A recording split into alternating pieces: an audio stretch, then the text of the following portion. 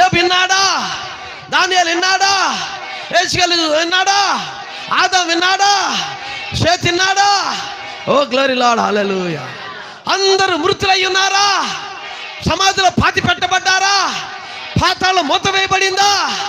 కానీ దేవుని కుమారుడి శబ్దం వారు విన్నారు.